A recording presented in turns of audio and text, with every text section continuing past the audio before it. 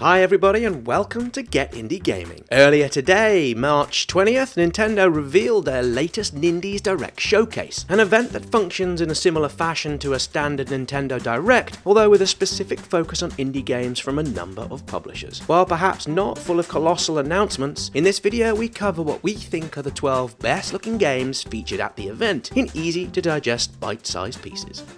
In no particular order, and first up, coming this summer, Fantasy Strike looks like a typical fighting game with players facing each other one-on-one, with each of them having their own skill sets and special abilities. Nintendo described the game as more of a strategy fighter than a classic button masher, which means players will need to learn how to put their skills to best use to beat their opponents. Reigns and its sequel, Reigns Her Majesty, will launch like many others this spring and will come in a single package called Reigns, Kings and Queens. The game will also port across to the Switch with a new co-op offering that's a console exclusive. Using a Tinder swipe left, swipe right mechanic, you make decisions on how to rule your kingdom. Already out on the PC, Mac and mobiles, we can see the combined package and co-op mode being a nice little draw and becoming something of a cult hit for the console. In what the team behind Messenger are calling an open love letter to the 8-bit and 16-bit era, with their chiptune and tight controls, what we have here is set to be an epic ninja adventure with a memorable cast of villains, bosses and associates. Naturally, there's more than a passing to Ninja Gaiden here, which suits us just fine. There's also an element of Shovel Knight about it too, and we're very happy to see this one coming to launch at some time this summer. First launched in 2015, the banner Saga Series 3 will land on the Switch this summer alongside the original and its sequel. Nintendo also announced the game will first launch on the Switch before going out to other platforms. Mixing turn-based tactical combat with a multi-layered story, the banner Saga Series 3 was successfully funded via Kickstarter, gaining more than $400,000 in March of last year. The game will feature over 40 characters, permadeath, and progress will carry on from one game to the next. In a surprise move to us, our number 3 game from our 2017 Game of the Year Awards, West of Loathing, with its tongue-in-cheek send-up of the genre it portrays, is coming to the Nintendo Switch in what was called on the live stream today as a system exclusive. We honestly loved this one when we played it back on the PC and are very much looking forward to stepping a foot back into its awesome, humorous and downright weird world. Set across more than 100 levels, Pool Panic is one giant game of pool and comes from the team at Arakim and published by Adult Swim Games. From the trailer it looks a fun and cartoony affair with lots of enemies and holes you'll be able to pop them into. This one, another Switch exclusive with 4 local player co-op, could well become our party game of choice at some point later this year.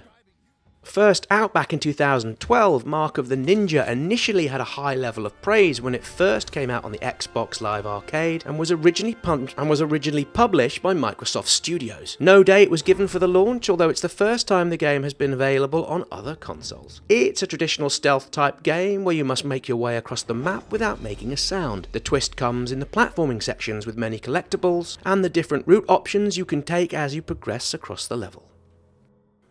In Pode, 2 improbable travelling companions set off on a journey of adventure in what's looking to be a highly promising co-op exploration puzzler. Pode is inspired by Norwegian art and culture, and from the trailer looks to offer a beautiful environment with captivating gameplay.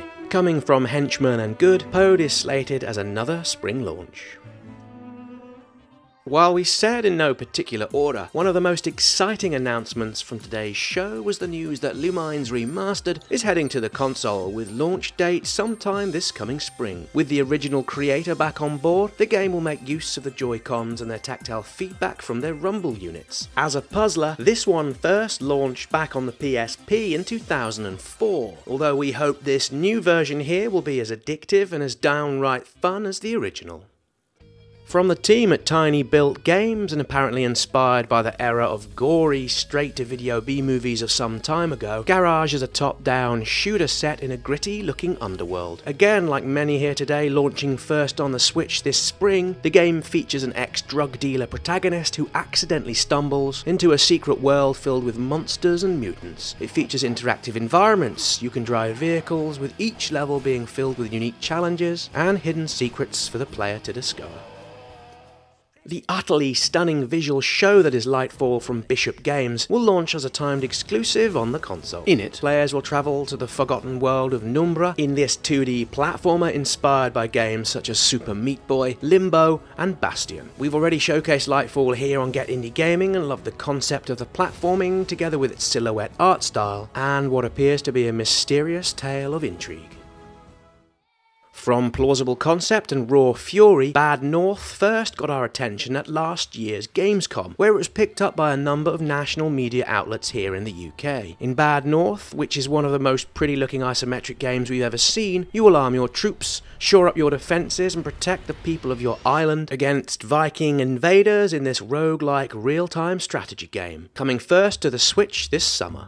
With Bad North being the last of our top 12, we can't help but wonder what else is coming to the Switch from indie studios in the forthcoming months. Some no doubt will be disappointed that today's Nindie Direct didn't offer any earth-shattering revelations, although that said, there's plenty here to look forward to and get excited over. And with that, we're out of time on this Nindie Direct showcase. We'll be interested to hear which ones you're most excited to play, so please let us know in all the usual places. Many thanks for watching, and please come back soon for more videos.